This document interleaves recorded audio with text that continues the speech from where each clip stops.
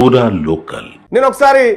నేను ఒక మీడియా ఛానల్లో V6 అనే ఛానల్లో హెల్త్ అండ్ ఎడ్యుకేషన్ డిపార్ట్మెంట్ నేను చూసేది అధ్యక్ష. ఆ ఎడ్యుకేషన్ డిపార్ట్మెంట్లో ఒకసారి నేను ఈ విద్యా సంస్థల వాళ్ళది రిజల్ట్స్ వచ్చినాయంటే ఏదో మీడియా సమావేశం అంటే పోయిన అధ్యక్ష. అక్కడ ఇంటర్మీడియట్లో ఆయనకి ఏదో స్టేట్ ఫస్ట్ ర్యాంక్ వచ్చిందని చెప్పి చూపించినారు అధ్యక్ష. చూస్తే ఆడ అయిపోయిన తర్వాత ఇంకో ప్రెస్ మీట్ కవరేజ్ కోసం పోయిన అధ్యక్ష. పోతే అది 10th క్లాస్ది. ఆ తర్వాత ఇంకొకటి కవర్ చేసిన అధ్యక్ష.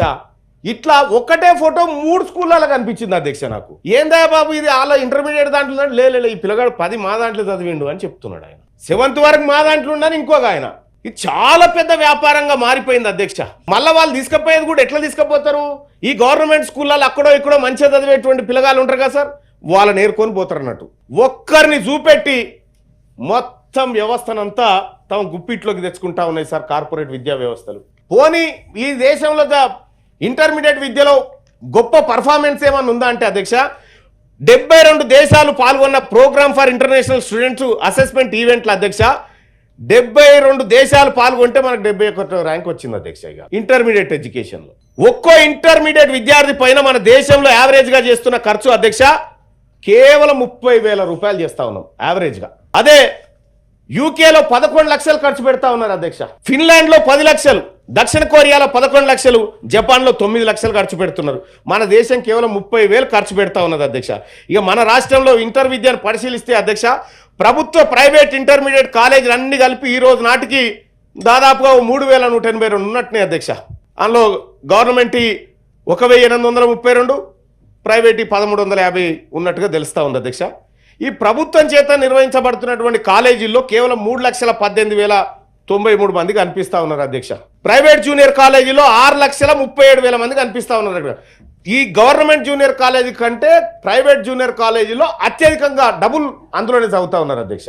80% వరకు ప్రైవేట్ స్కూళ్ళలోనే చదువుతా. ప్రైవేట్ స్కూళ్ళల్లో ఇప్పుడు అధ్యక్ష ఈ గవర్నమెంట్ స్కూళ్ళల్లో ఒక క్వాలిటీ ఉన్నటువంటి టీచర్ ఉంటాడు అధ్యక్ష.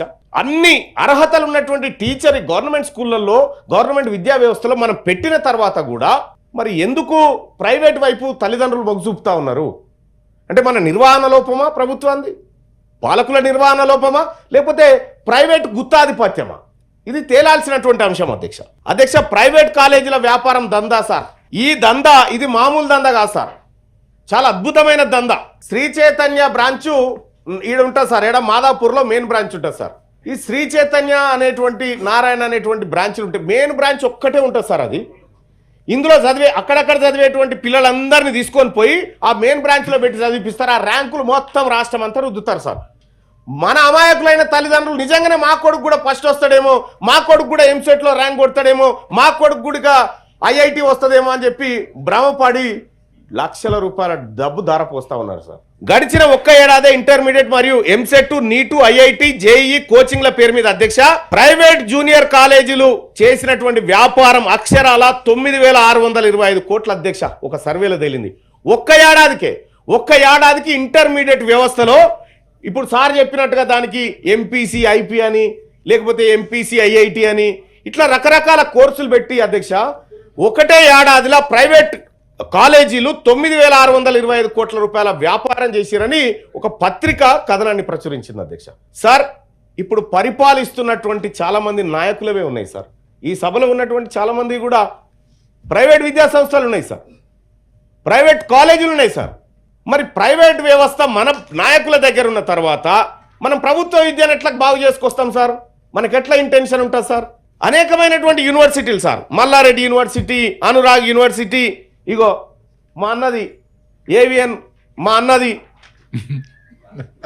ఇగో మీ అన్నది యూనివర్సిటీ ఉందా, ఇగో DPS,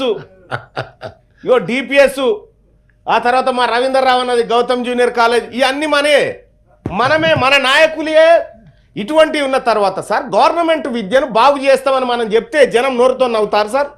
మనమే మోసం చేయబడితే మనమే ఆ విద్య గురించి ఇప్పుడు ఎట్లా అంటే సార్ గుండెలు బాదుకుంటున్నాం సార్ ఇలా విద్య గురించి. కానీ ఒక మాట గుర్తుపెట్టుకోవాలి సార్, ప్రభుత్వ విద్య లేకపోతే మనం అంతా ఏడ చదివినాం సార్? సర్కార్ బళ్ళలో చదవలేదు సార్ మనమంతా. మరి సర్కార్ బళ్ళల్లో చదివి ఈ స్థాయి వరకు మనకు వచ్చినాం సార్. మనకి ఏ ఆటంకం రాలే, కానీ మన పిల్లలు మాత్రం ప్రైవేట్లో చదివితే మాత్రం బాగుపడతారు, లేకపోతే చెడిపోతారు అనేటువంటి పరిస్థితి ఎందుకు క్రియేట్ అయింది సార్? ప్రభుత్వ విద్య నాశనం అయితేనే ఇప్పుడు మనందరి వ్యాపారాలు నడుస్తాయి కాబట్టి ఆ రంగాన్ని వదిలేసినామేమో అని నేను అనుకుంటున్నాను సార్. మా అన్నలు బాధపడితే పడని, మరి ఏం చేస్తాం? పేదవాళ్ళ గురించి వాళ్ళు కూడా ఆవేదన వ్యక్తం చేస్తున్నారు. వాళ్ళకి అవకాశం లేకపోతే వాళ్ళు ఎందుకు పెడుతుండే?